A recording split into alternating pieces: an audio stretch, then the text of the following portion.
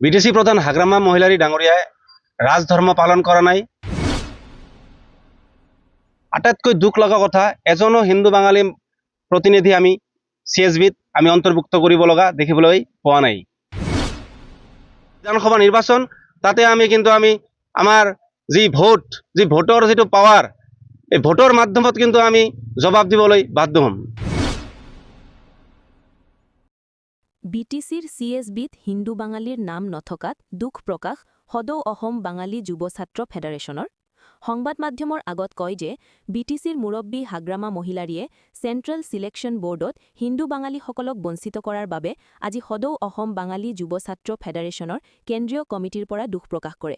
হাগ্ৰামা মহিলাৰীক সংবাদ মাধ্যমৰ যোগেদি কয়, এতিয়াও সময় আছে, এই সিএসবিত হিন্দু বাঙালীৰ নাম অন্তৰ্ভুক্ত কৰাৰ বাবে আহ্বান জনায়।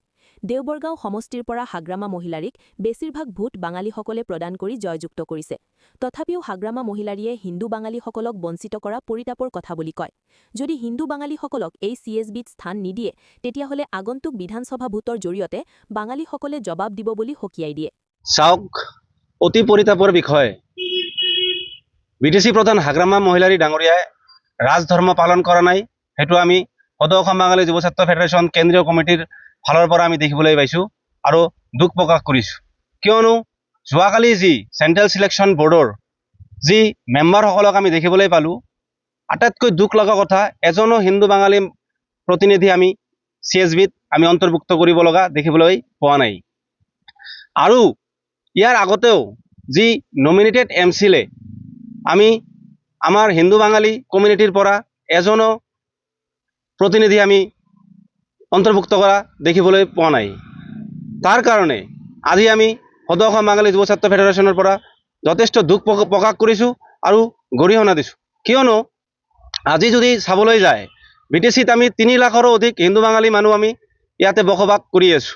আৰু আটাইতকৈ ডাঙৰ কথাটো হ'ল যে বিটিসি প্ৰধান হাগ্ৰামা মহিলাৰী ডাঙৰিয়াক দেৱৰগাঁও সমষ্টিৰ পৰা আটাইতকৈ যথেষ্ট বেছি ভোট আমি হিন্দু বাঙালী সমাজৰ পৰা আমি তেখেতক বিপুল ভোটেৰে আমি দেৱৰগাঁও সমষ্টিৰ পৰা জয়যুক্ত কৰিবলৈ সক্ষম হৈছিলোঁ।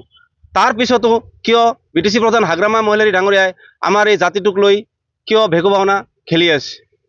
ইয়াৰ কাৰণে এতিয়াও সময় আছে।